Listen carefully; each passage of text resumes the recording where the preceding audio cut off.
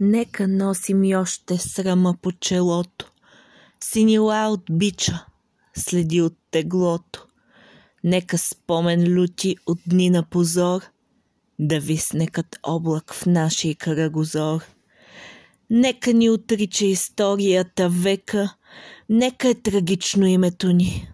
Нека беласица стара и нови батак в миналото наше фърлят своя мрак.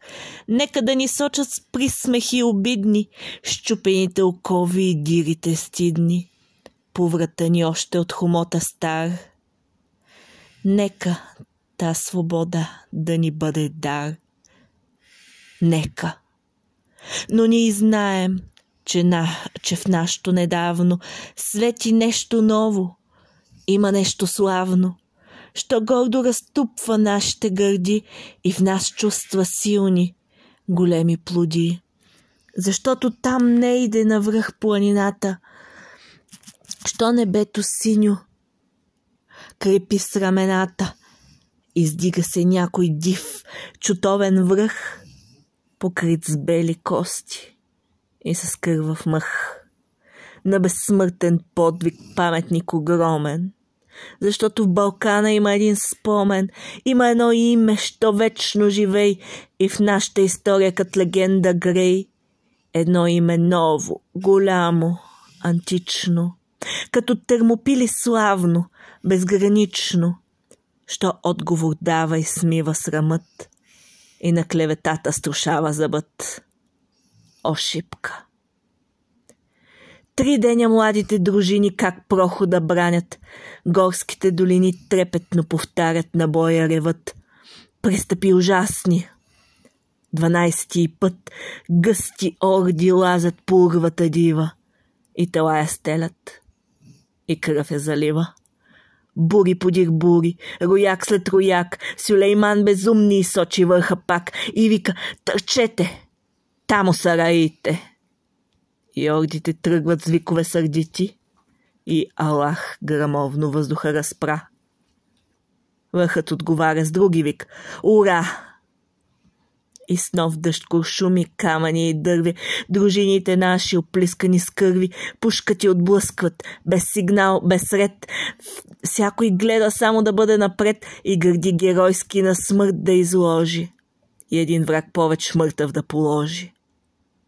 По шкалата ехнат. Турците реват, насипи налитат и падат и мрат, идат като тигри, бягат като овци и пак се завръщат българи, орловци, като лъвове тичат по страшния редут. Не сещат ни жега, ни жажда, ни труд. Штурмът е отчаян, отпорът е лют. 3 дни вече се бият, но помощ не иде, от никъде взорът надежда не види. И братските орли не фърчат към тях. Нищо. Те ще паднат, но честно, без страх, като шъпа спартанци под сгънта на Ксеркса. Талазите идат.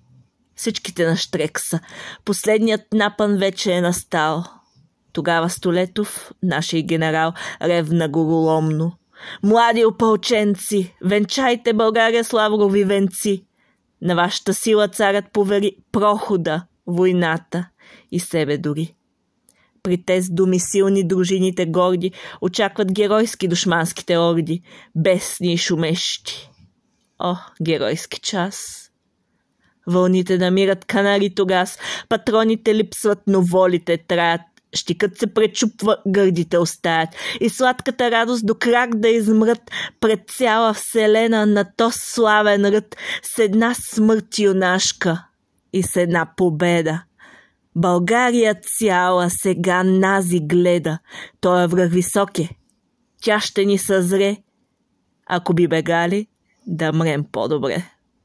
Няма вече оръжие, има хекатомба, всяко дърво мече, всякой камък бомба, всяко нещо удар, всяка душа плам, камъни и дърва изчезнаха там. Грабайте телата! Някой се изкряска. И трупове мъртви фръкнаха завчаска.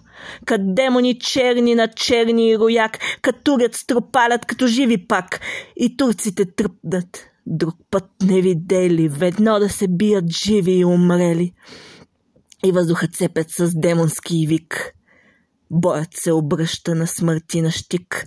Героите наши като скали твърди, желязото срещат с железни си гърди и фърлят се с песни в свирепата сеч, като виждат харно, че умират веч. Но вълни по-нови от орди дивашки гълтат, потопяват турляка юнашки.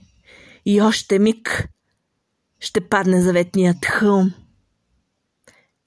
Изведнъж Радецки пристигна с гръм.